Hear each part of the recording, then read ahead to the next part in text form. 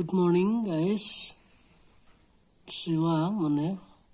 reasoning মানে যুক্তিতে আজি প্ৰশ্ন এটা লৈ আহিছো ৰিজনিংৰ মানে 5 দশমিক কিমান 10 আৰু 16 দশমিক কিমান আছে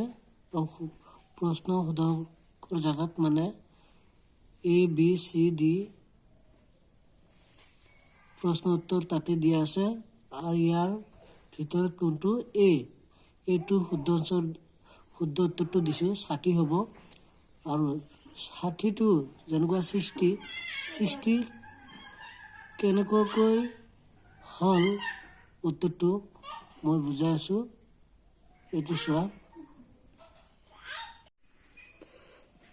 চোৱা 5 দশমিক 10 কিমান আছিল 16 এটা কি হ'ব সব পাঁচক যদি স্কোয়ার লগাই দিয়া কিমান হ'ব 5 গুণ 25 হয়নে নাই 25ৰ মাজত যদি ক্ৰমশ্ৰেণী লগাই দিয়া তেনে হ'ব কিমান হ'ব 10 এইটো আমি পালো হয়নে নাই তাৰ পিছত 16 যদি স্কোয়াৰ লগাই দিয়া কিমান হ'ব সোনকালে কোৱা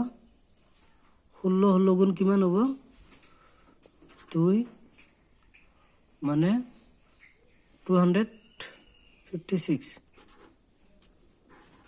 ইয়াতে চোৱা ইয়াৰ নিচিনা কৰিলো পূৰণ লগাই দিলো ইয়াতে পূৰণ লগাই দিলো হয় না নাই 2 5 গুণ 10